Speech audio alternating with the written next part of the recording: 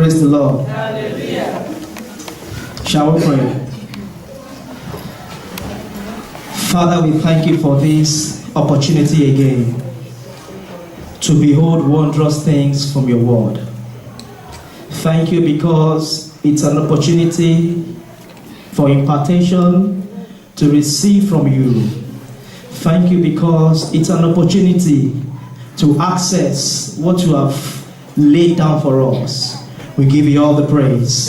You are the one who has called us to seek and to serve you. And while we do this, we are not doing it in vain because there is a reward for everything we do for you. We give you all the praise for bringing us together again this morning. We thank you, Lord. Accept our thanks and praises in the name of Jesus. Even as we go into your word, Jehovah God, we ask that you take charge in the name of Jesus. Spirit of the living God, you are the author of the scriptures. There is no one that can interpret any scripture accurately without you. That is why we need you. We need you this morning to come and help us in the name of Jesus. Spirit of the living God, possess me and take charge in the name of Jesus. As I open my mouth, fill it in the name of Jesus. Let me be able to say only what God wants me to say. I will not say anything from my own knowledge, from my own will, from my own desire, but I will say all that I will say as directed by you. I will leave myself to you this afternoon, and I ask that you move me to this afternoon. Move me to bless your people. Make me a channel. I am only an instrument in your hands. You are the one that is doing the work. Please, Lord, find in me a vessel through which you will reach out to your people in the name of Jesus. Thank you, Lord, because you are here. Thank you because you will do exceeding abundantly above all we can ever ask, think, or imagine, according to your power that works in us. Blessed be your holy name. In Jesus' mighty name we pray. Amen. I thank God for this privilege again to stand in front of the people of God. Anytime I have the opportunity to stand in front of God's people, I do not see it as a right. It's a privilege. And I appreciate God for that privilege. And I also thank the pastor for finding in me a vessel to delegate for this assignment. I pray the Lord bless you, sir, in Jesus' name. This morning, the ministration of the choir was a powerful one. Talking about God using us, releasing yourself, giving yourself away for the use of God. And this morning, the message is still going to be in that line. Last week, our sister gave us some wonderful things, talking about we shouldn't have any exchange for the word of God or for the work of God. We shouldn't have any excuse for the work of God. In other words, God is interested in using us. God is interested in us serving Him. And we should not give any excuse. We should not allow anything to be an excuse for us. And the choir said it so wonderfully this morning, that God should use us. We give ourselves away for the use of God. Our life is not our own. We belong to God. God is the one that sent us to this earth as a sojourner. We are on pilgrimage, and we must do His counsel. We must do what He has sent us to do. And that's why this morning we're going to speak on a topic that is called Let God Prepare You. Now, for God to use any man, there is a stage of preparation. There is a stage of training. For God to use you, just like choir sang this morning, we give ourselves away so that God can use us. When we do that, we must go through preparation. And that's why we are speaking on the topic, let God prepare you. In other words, we can say, let God train you. For every product that is manufactured by any manufacturer, say, even this microphone, for example. This microphone was manufactured to fulfill a purpose. Maybe the people in those olden days know that when they are speaking, without amplifier like this, they stress themselves. It's not so convenient.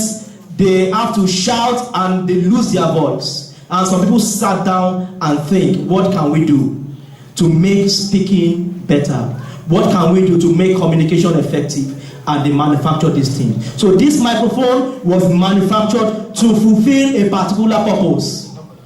Everything that was created to fulfill a particular purpose. There is a vacuum in life. There is a need, and that was why the manufacturer got into their life and do whatever they do, and they bring out a product. In the same way as Christian, there is a vacuum. There is a purpose that God has destined for you and I to fulfill. There is an assignment He has scheduled us to fulfill. There is a reason why He has brought us to this world. And for us to fulfill that purpose, we need to go through the preparation stage. We need to go through the training, because God will not use anyone that is not trained. God will not use anyone that is not prepared. If you look over your life, maybe 10, 15, 20 years ago, you will notice that a lot of people, probably some of your colleagues, are no more today. Some of them have died. If you also look critically over your life, over the years, you will see that there are times when you narrowly miss death, maybe accident. I have narrowly escaped accident before. A vehicle was just coming in front of us in Nigeria. It lost control totally, and it was as if it was going to crush us. But thank God, our bus veered off, and the vehicle went the other way. Before we say Jack Robinson, the bus has stomach-talked and caught fire. I tell you, everybody in that vehicle got burnt. Now, there is a reason why God spared our life. You could have gone that day, I could have gone that day, but God intentionally spared our life. Why? For a reason. He spared our life because the reason why He brought us to this world is not yet accomplished. He spared our life because the reason why He has sent us on a pilgrimage to this world is not yet fulfilled. And He's giving us more time so that we can fulfill that purpose. But there is no way we will fulfill that purpose if we don't allow Him to train us. There is no way we will fulfill that purpose if we don't allow Him to prepare us. The Bible makes it clear that God works things out after the counsel of His own will. Let's go to the book of Ephesians chapter 1. I will read verse 11. God does not do things anyhow. He works out things after the counsel of His own will. God has a purpose in mind, and that is the purpose that He is working towards. He has a need that He wants you to meet in His house, in His society, and that is what God is servicing. God is servicing His purpose in your life. Ephesians chapter 1 verse 11 says this: in whom also we have obtained an inheritance, being predestinated according to the purpose of Him who worketh all things after the counsel of His own will. We are being predestinated. Our end is being predetermined. Our destination is being predetermined before, in line with the purpose of God who works all things after the counsel of His own will. In other words, the life you are supposed to live, the life I am supposed to live, has been predetermined by God. And this life must run in line with the counsel of God. It must run in line with the purpose of God, because God works out things in line with His purpose. God services, His purpose in our life. Before you were created, before I was created, God knew what He wants us to achieve. That is the way God works. Before He created us, He knew that at a particular point in time, there is a vacuum, there is an assignment that needs to be done. And God created you, specially packaged to fulfill that assignment. He has put in you everything that you need to fulfill that assignment. God wants you to fulfill that assignment, but you need His cooperation. It is the one that will work it out, as we have read. He works out things according to the counsel of His own will. But we, as human beings, we need to cooperate with Him. God will not use anyone that He has not trained. He will not use anyone that He has not prepared. He will not use anyone that He has not tutored. And that's why this morning it's a word of encouragement to us that we should allow God to prepare us for this great task. There is a great task that God has for you. There is a great task that God has for me. And we all must allow God to prepare us. We are God's project. God himself is the project manager. He is the one that is supervising the project. He is the one that is doing it. But we must cooperate with him. He needs us to cooperate with him so that that project can run well. So that program can run well. God wants to showcase his glory in our life. He wants our life to radiate his glory.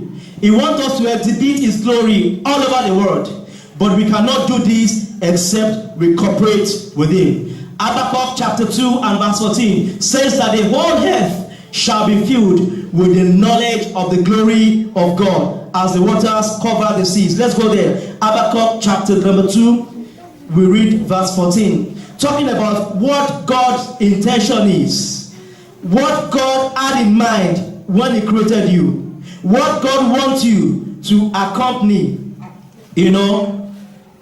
by creating you. Habakkuk chapter 2 and verse 14, it says, for the earth shall be filled with the knowledge of the glory of the Lord as the water covers the sea. In other words, God wants you and I to spread the knowledge of his glory. God wants you and I to be a showpiece, to be an epitome of his glory upon the surface of the earth. God wants you, wherever you are located, whether in China, whether in Hong Kong, whether in Nigeria, whether in Austria, whether in America. He wants you to be a showpiece of his glory. He wants to reach out the whole world. He wants his glory to spread around the whole world. And he wants to do that through you. He wants to do that through me. He wants the knowledge of his glory to fill the whole earth as the waters covers the seas. And that will not happen except we allow him to train us, except we allow him to tutor us, except we allow him to prepare us, because we need this preparation so that this purpose of God can be achieved in our life. If you look at the book of Matthew chapter 20 and verse 16 and Matthew 22 verse 14, it says that many are called but few are chosen. Let's go there. Matthew 20:16 and Matthew 22:40. They both said similar things. Matthew 22:16, first of all. Matthew 22:16. And they sent out unto him. Matthew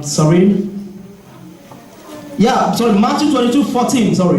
For many are called, but few are chosen. If you go to Matthew 20 and verse 16, a similar thing is said in the last part. It says, so the last shall be the first, and the first last. For many be called, but few are chosen. Why?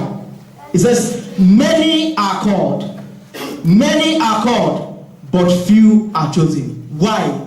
Many are called, but few are chosen. Now, I try to check the word called from the Greek. What's the word that was translated as called in that portion of the scripture? It's translated from the Greek word called kletos. Kletos simply means invitation. Many are invited. Just like if there are jobs, maybe there is an opportunity and so many people are invited, submit your application, submit your CV and everything, there is a job opening. Many are called, many are invited, but it is not everyone that gets eventually the job. Only few. The word chosen means electors, which means speaking. So many are kletos, many are invited, but only few went through the electors process. Many are called, but few are picked out. Many are called, but few are chosen. Why? Between the stage of calling and the stage of chosen, there is something that needs to be done. And that is what determines whether the people called are chosen or not. And that is the stage of preparation. That is what I call the stage of preparation. Between kletos, when we are all invited, and electors, when a few will be chosen, there is the stage of what? Preparation. So the way you yield to that preparation is what will determine whether you will be eventually chosen. Anyone that wants to fulfill that purpose of God in his life, anyone that wants to move from the position of clators, invitation, into electors, chosen, picking out, must yield to the training of God. We all must go through this training or preparation stage. When God calls a man, he puts him on probation. It's just like when you first got that job, you were on probation. They call it probe site or something here. Maybe 3 months, 6 months, 1 year. In that probation period, the company is checking you. They are watching you. They are telling you what you need to do. This is how we do here in this company. This is how we do. This will be your job. You'll be doing this. This period, it might be 1 month, it might be 3 months. In some places, it might be 1 year. The company keeps watching you. If during that period of probation, you misbehave, they tell you to put something here, you are putting it here. They tell you again tomorrow, it's here, you are doing it here. If they tell you tomorrow again, it's here, you are completely making the same mistake all the time. I'm telling you, they might not confirm that job. Probation period is a period where you are watched. You are being trained. This company, this is how we do it. This must be done here. These are your responsibility. You must resume at 8 o'clock in the morning. You know, you must do this and close by 4 p.m. You have just 30 minutes break. But in your probation period, if you choose to do anyhow, instead of coming at 8, you come at 11:15, and you are the first person to leave. They might watch you the first day, okay. Second time, you know, they watch you, okay, let's pardon. By the time you do that to a stage, they'll be like, no, this one is not ready for job. We are not going to confirm his appointment. And that is what exactly this place is saying. Many are called, but only few will yield to this period of preparation. Only few will allow themselves to be trained. And only few will get to this position of, you know, choice. The position of picking out. The position wherein they were being chosen. God wants to test our character when he calls a man. I want to use you. And don't forget, when I say call here, I'm not just talking about calling to be a pastor or I want to be a preacher. No. That is the calling in one way. But every Christian is called of God. Your calling might not be to come to the church and be the pastor of the church. No. But wherever you are, you have a call of God upon your life. Your call is different from my call. The call of our call is different from our call. So every believer, because so many times when you hear the word call, many people say, oh, anyway, I'm not called, I'm not a pastor, I'm not called. No. The call in the land of Babylon, Daniel was called to be an elder statesman. He was called to be used in the political scene in Babylon. Joseph in Egypt was called to be a prime minister in that strange land. That was his calling. That was his pulpit, where he was to influence life for God. So anywhere you find yourself, in that job that you are doing, in that career you see yourself doing, that is your calling. That is where God wants to put you, and that is where your pulpit is. And the way you handle that position, that is what will determine how further God will take you. In the house of God, you are called to be a singer. You are called to be in the sanctuary keeper. You are called to be in the men's fellowship. You are called to do this. You are called to do that. That is where God has placed you. And that is where God wants you to be used. Because God wants to use every believer. So every believer has the call of God upon his life.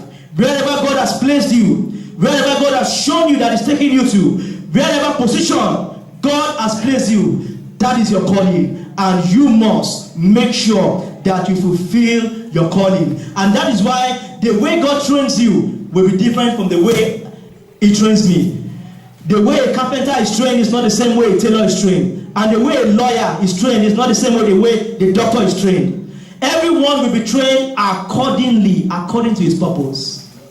The experience you will go through in life might be different from mine. Because God has a path he wants you to take. God has where he's taking you to. That's why he will train you according to that path. God knows where he's taking me to. And he will try to train me and prepare me according to that path. But one thing that is common to us all is that we all, no matter our calling, no matter the differences we have in our goals, in our ambition, in our calling, one thing that is common to us all is that we all must please God. In the area of our calling, we all must do it diligently. We all must please him. in the area of our calling, because God is preparing us. God is preparing us. God is preparing us. God might probably have shown you some dreams years ago. I've shown you some revelation years ago of what you want to do in your life. You know, what God will do in 20 years' time, He can show you today. It doesn't mean that when you see a dream that God showed you this is what is going to happen. It doesn't necessarily mean that that thing will happen the following day. It might take some time. God showed Joseph when he was the age of at 17 what will happen after 30 years. Joseph was 7. We are still going to study that place as we go on. Joseph was just 17 years, and God was showing him the vision that will happen when he's 30-something years. So God will show that vision, that revelation. It will speak to us through His word, so that we can have an idea of what He wants to do, so that we can yield ourselves, we can cooperate with Him while He takes us through that training. So it is our responsibility to make sure that that calling that He has for us is fulfilled. Let's come to the book of 2 Peter chapter 1 verse 10. This is one of my favorite portion of the scripture. 2 Peter 1:10. I will read verse 10 first of all, then we will go up again. 2 Peter 1:10. Are we there?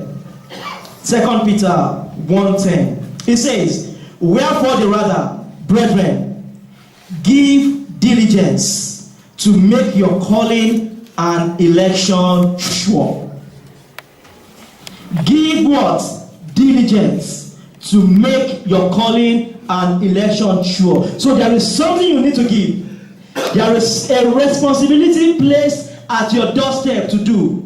There is something you just must do so that this calling and election can be ratified.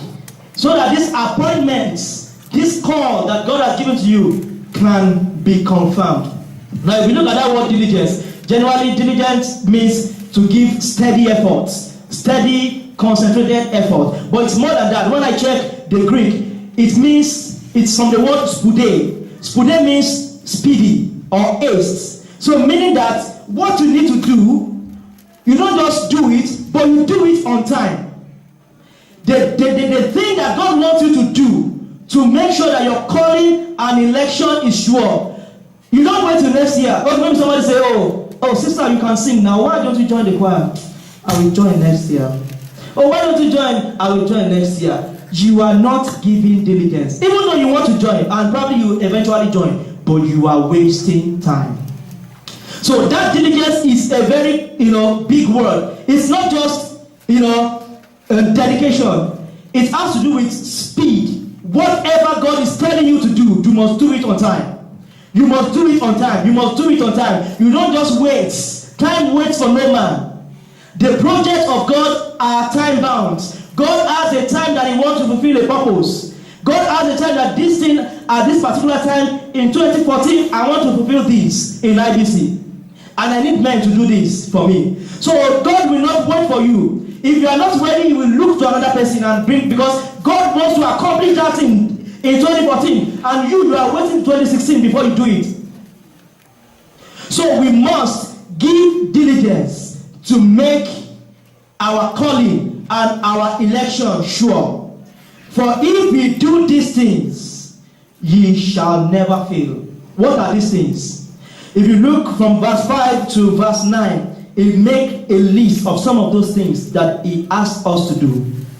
For example, from verse 5, it says, "And beside this, giving all diligence again, with speed," your dedication, promptness, with speed, with hastiness, giving all diligence, add to your faith. Your faith is your call to sonship. Your belief in Jesus Christ. We are called to be sons of God. Fine, that is your faith. That is the foundation. But between your calling and that choice, that state of choosing, there is a preparation state. And it says now, add to that faith virtues,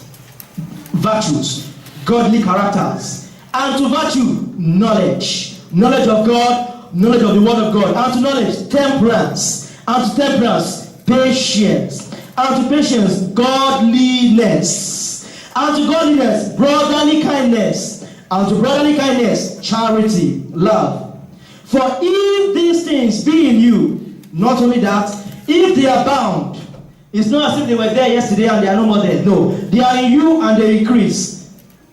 They make you that ye shall neither be barren nor unfruitful in the knowledge of our Lord Jesus Christ. However, he that lacketh these things is blind and cannot see afar off, and has forgotten that he was purged from his old sin. Then 10, which our emphasis is, he now says, therefore, the rather, brethren, my brothers and sisters, give diligence to make your calling and election sure. Because when you do this, you will never fall.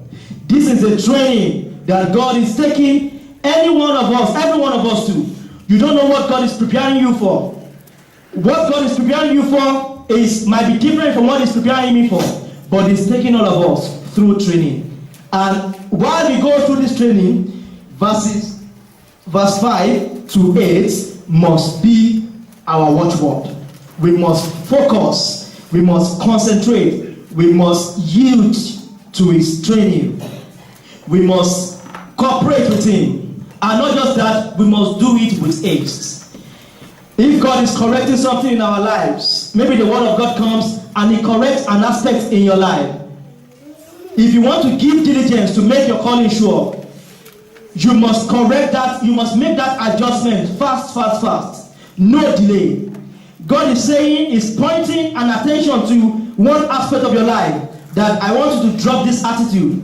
This attitude will not help you in your call. This attitude will not help you in fulfilling my plan for your life. Then, if you want to give diligence to your calling, then we must drop that attitude fast. Whatever work we want to do for the Lord, we must do it. We must start it now. We must not give any delay. Delay can be dangerous. So many people die without fulfilling purpose. I pray our own will not be that in the name of Jesus. So anything God has ministered into your heart to do for Him, to do in His house, to do anywhere, you must not delay it. You must start to do it immediately. That is when you are giving diligence to make your calling and election sure. When God told Abraham,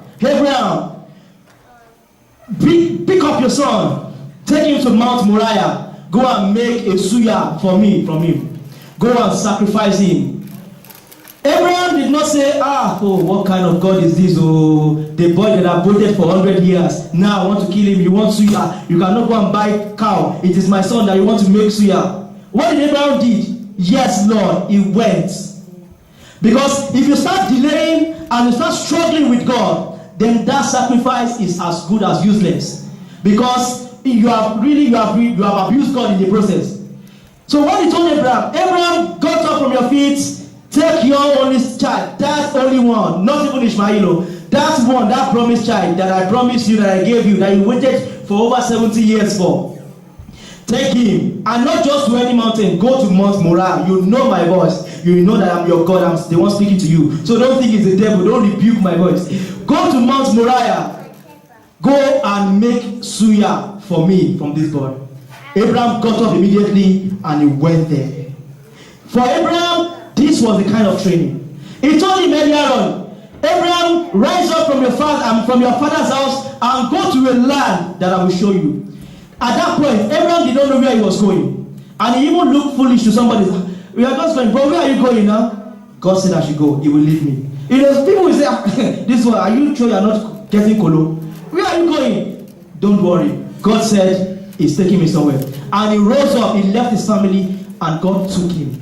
That was a period of his training. God knew that he was going to do a great work in his life, and he needed him to concentrate with him. And God took him out of his brethren and went to a foreign land to establish him. So, the process might be painful sometimes. It might be painful sometimes, but we must cooperate with God. We must cooperate with God. We must obey His instruction. We must obey his instruction. And not just obey, we must obey promptly. We must do it promptly, immediately, not delay, without any delay. Isaiah 1:19 says, if you are willing and obedient, you will eat the good of the land. If you are willing and obedient, God needs from us a willing obedience. Not an obedience that we do, I will struggle. God has told me since last year. I will think about it. There was somebody we talked to about church. Oh, why don't you come to church? She said something I've never heard before in my life. She said, okay, I will make an appointment. With God? You want to make you are saying she lives very close to this place, though. She doesn't go to church. Okay, she saw us one day, long time. We come from church. And okay, so our church is there now. And you can even come one day and everything. He said, okay, a black woman, I'm making an appointment with God. He said, I will make an appointment. Since I'm talking of about 2 years ago when I first joined the church, close to 2 years ago, up to now, she has not made that appointment. So if that is not a willing obedience, our obedience must be willing. You must be already ready to do that will of God. So you don't postpone and procrastinate. When God says, this is what I want you to do, the answer should be, yes, sir. How do I do it? Let's go. It is not, okay, next year. There are a lot of people here that can sing, more than some of us in the choir. But they are there in the congregation. I will join tomorrow. I will join next tomorrow. I will join. And for the past 5 years in this church, they have not joined. That is not a willing obedience. Our obedience must be willing. There are a lot of dynamic people here that can do great and wonderful things. But why? We are not releasing ourselves. We are not yielding. And I'm sure God must have been, it pricks your conscience now. If you are in a church and you can sing, and you see somebody singing, maybe the person is even going off key. And I can do this thing, I can even do it better. But why don't you come and make the difference? Why don't you come and join, and contribute your quota to it? It's the same way for everything that we do for the house of the Lord. Anything that you know that you can do to make the work of God move forward, you must start doing it now. You must not delay. You must not delay. Our obedience must be a willing obedience, must be a ready obedience. If you are willing and obedient, our obedience must be a willing obedience. That's what God wants from us. We must yield to God's preparation. We must not struggle with God. A child of God who is yielding to God's training, who is yielding to God's preparation, does not struggle with God. On any area of your life, you must not struggle with God. As long as you are sure that this is what God is saying concerning this aspect of my life, then you must adjust fast. It must be done promptly. It must be done promptly. And sometimes it can be painful, but you don't look at the pain. It's just like somebody who is sick, who has malaria and goes to the hospital, and the nurse tell him you will take 2 injections. He's having pain, malaria, headache, a cold, and everything. And the nurse says, you are going to take some 2 injections, and he's scared. Injection. It's going to pain me, But on the other hand, you need it. So such a person will just cool down. Oh yeah, nurse, give me the injection. If that will take the pain away, give me that injection. Even though the injection is going to be painful, you will submit yourself and cool down. You will forget about the pain of the injection, but you will look at the gains that you have ahead. The gains of sound health you will get afterwards. The gains of after the injection, you will be hale and hearty. You will be strong and back to your feet. That is the gain you are looking at. You are not looking at the pain. In the same way, what God is correcting in your life might be difficult. It might be something that it's even as if you cannot do without. It might be painful, but you don't look at the pain. You look at the gains. You look at the gains of fulfillment that you will get in the future. You look at the gains of the glory of God that God wants to showcase in your life. So we need to settle down. We need to settle down and yield to the training of God in any areas of our life. You know what God has been speaking to you. You know where the word of God has been touching your heart all over the years. You know what God has been silently telling you to do. You know, I know. Then it is time for us to adjust. It is time for us to adjust. It is time for us to yield to that training. Delay can be dangerous. Delay can be dangerous. Anything that you know you can do for the Lord, Anything that you know you can do in the house of the Lord, please do it now. It says, give diligence to make your calling and your election sure. Make speed. Do all that you need to do with speed to make your calling and election sure. Why? Because many are called, but only few will be chosen. If you want to be chosen, then you must go through that training, and you must submit yourself to God. You must submit yourself to God. Romans chapter 12 and verse 1 says that I beseech you, brethren, that you present yourself as a living sacrifice, holy and acceptable unto the Lord, which is your reasonable service. Meaning that it's possible to have an unreasonable service to the Lord.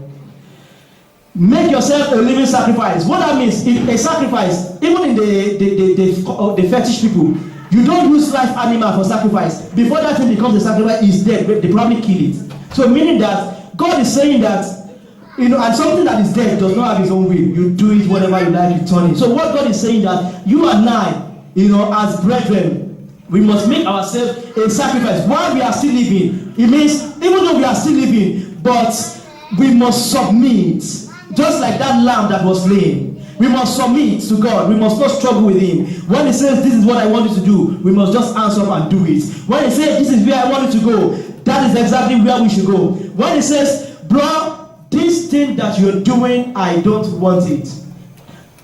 The word of God comes to you and it corrects that area in your life. Then we must adjust immediately. We must adjust immediately. We must do it on time if we want to make our calling and our election to be sure. And don't forget, I said, all of us are called.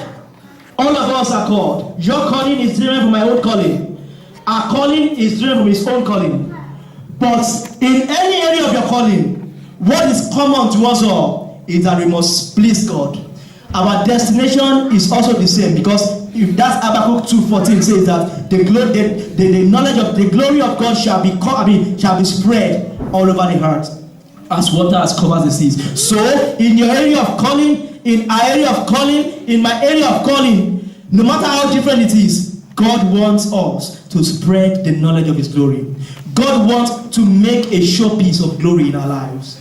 God wants us to make a showpiece of glory in our life. If you look at Psalm 84 and verse 11, it says, the Lord God is a sun and shield.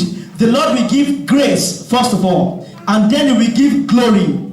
No good thing will He draw back from them that walk uprightly. Let's quickly go there. Psalm 84 verse 11. Psalm 84.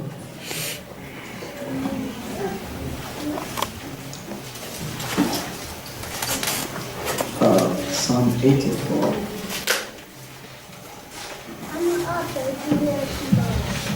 Are we there? It says, for the Lord God is a sun and shield. The Lord will give grace and glory. He says, no good thing, that is called glory, no good thing will He withhold from them that walk uprightly. First of all, He will give two things. He will give grace, first of all, before giving glory. He will give you the grace for preparation. Now, as the word of God is coming to you, changing some things in your life, pointing your attention to those areas where you need to make correction, grace is being dispensed. Grace is coming out to you. So the Lord is giving you grace, first of all. Grace to change. Grace to drop those things. Grace, to change those attitudes. Grace to be motivated to come and do things for the Lord. These are the grace. Now, when He gives you the grace and you receive the grace, then He adds glory to it. And when He adds that glory to it, He says, no good thing will He withhold or draw back from those of us who walk uprightly. Those who walk uprightly there might means those who cooperate with His training. Those who yield to the training that is given. I pray that even as the Lord takes us through series of training, we will yield in the name of Jesus. I pray that we will yield in the name of Jesus. Amen. Now, quickly before we round up, we're just going to look at just a few examples of some people that God took through some trainings in the scripture, and we'll see how they respond to it. Because I said, the way you respond to that training is what will determine your next level. And don't forget, the training is eternal. It's for all through your lifetime. Because God is increasing us from stage to stage. So when you are in stage 1, He trains you, for the stage 2. If you yield and prepare for that stage 2, He promotes you. It's just like a student in school. When you start on primary 1, they train you, they teach you, they give you exam, you pass, you go to primary 2. The same thing in primary 2, they are preparing you for primary 3, they give you exam, you pass, you go. Now, anybody that fails, we do what? We repeat that class. And that is the problem with many believers these days. Many believers are stagnant. If God can open your eyes and to show you what He wants you to become, what He wants you to do for Him, and you compare that with your present position, you'll be like, in fact, maybe you won't eat for the next 3 days, you'll just be crying, God help me, have mercy. Because He's taking us stage by stage. He's taking us stage by stage. And God is not an unjust God, He is righteous. He is a God of principle. If we do not pass that class, we will repeat. So we must cooperate with Him, learn what we need to learn, develop the way we need to develop before we get promoted. And when we get to the new level, He trains us and prepares us for the next level.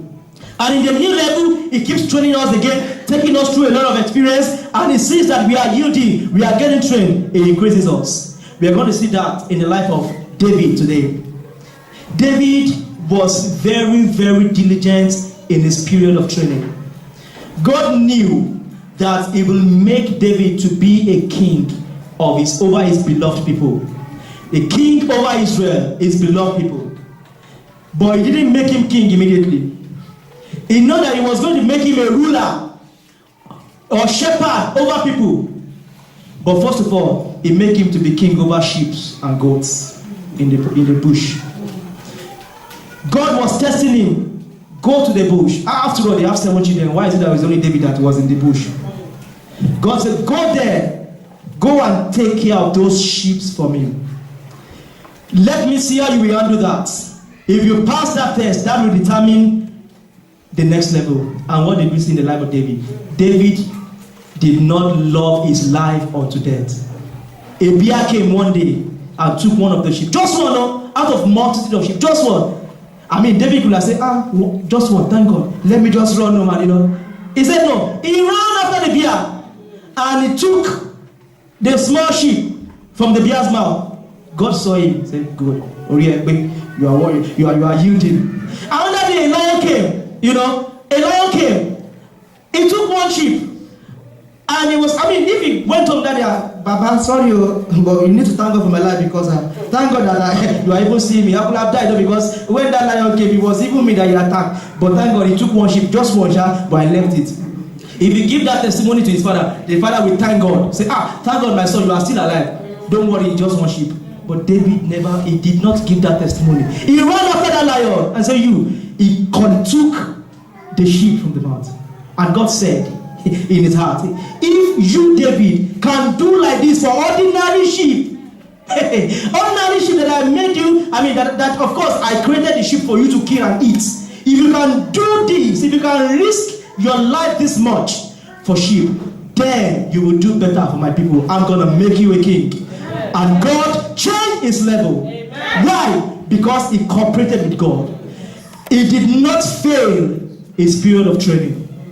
And even when God anointed him, he knew he was going to become a king. But he still behaved. The Bible says he behaved himself wisely. I love that phrase. He behaved himself wisely. Even when it was clear, everybody in the whole Israel knew that this is our next king.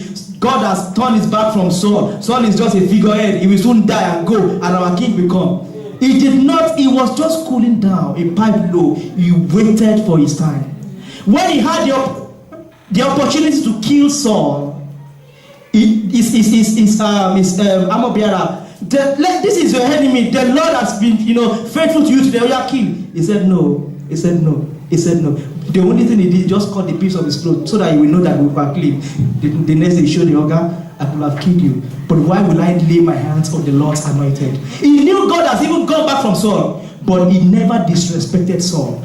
He still called him every time, my father, the Lord's anointed, my father, even though he knows that this man one wants to kill me, I have escaped death from his hand several times. He still called him my father, the Lord's anointed. Why? Because he was under training. And even though when it was clear that he was going to become a king, he never rushed to the throne.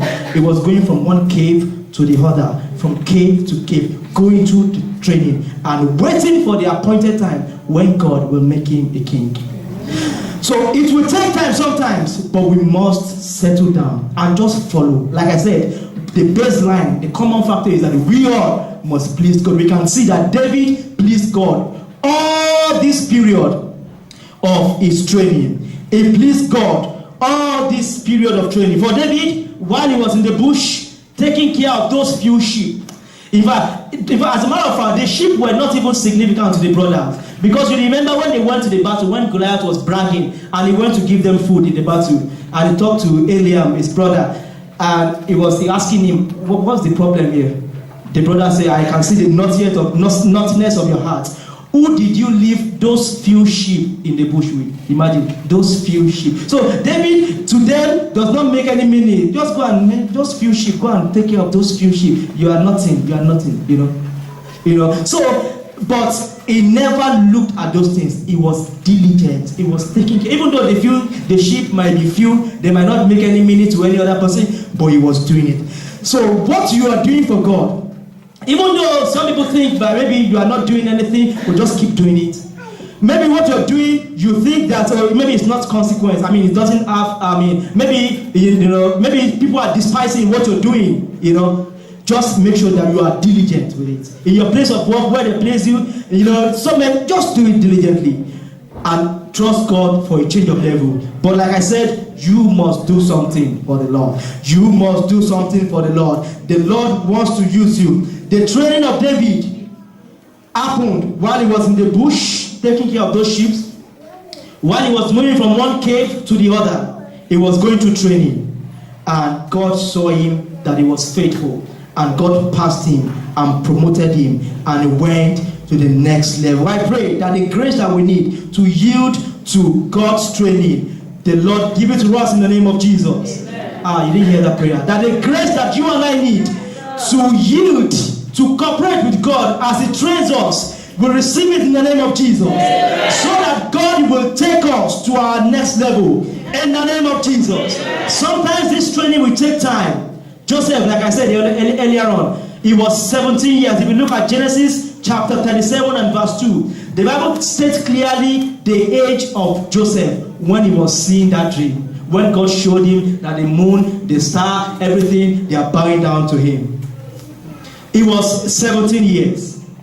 And if you look at Genesis chapter 41 verse 46, the Bible records his age when he stood before Pharaoh to interpret that dream. It was 30 years. Meaning that between the age of 17, when God showed you, you're going to be this, you're going to be that, he had to wait for another 13 years before the opportunity came. And don't forget, it was not at that 30 that dream came to pass. It took another 7 years of famine. So it was probably at 37 years.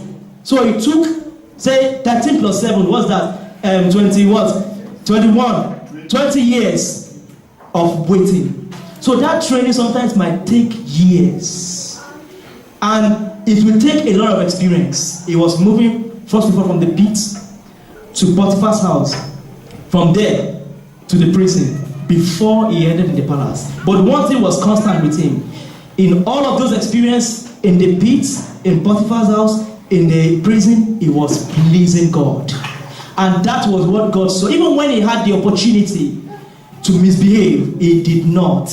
He did not. He did not. How shall I do this great wickedness and sin against God? Genesis 39:11. I love that statement. How shall I do this great wickedness and sin against God? In other words, Potiphar's wife, I will not do this wickedness against your husband. Because if I do it, it is a sin against God. And this integrity kept him awful. He had so many opportunities to misbehave. Even when he was accused firstly and he was sent to prison, he was still there, having a good relationship with people, being nice to people. When the butler and the baker had dreams, he also helped them. The dream that landed him in trouble in the first instance. You know, it was a dream that he told his brother they sold him. He was still trying to interpret, you know, dreams for them. He was still being nice, being faithful, serving God, using his gifts for God. Even in the prison. And when God saw all of those years of training, God said, yeah, now is the time.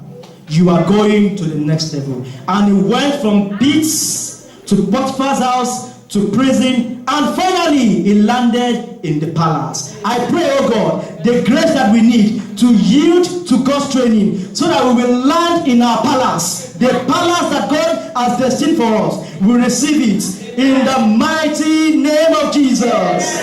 Don't forget, the common thing with us all is that we must please God in all of these stages. We must do his will. We must be consistent in serving God. Those good things that you know that you should do, please continue to do it. Those good things that the word of God has shown you to do, you must continue to do it, even though it might not be convenient, but you must continue to do it. Why? Because there is a glory ahead which you must attain. There is a purpose which you must fulfill. Finally, if you look at our Lord Jesus Christ, the Bible records that he started his ministry at about 30 years, and he died at 33 and a half years. So his period of ministry technically was just about 3.5 years, but he had to wait for 30 years.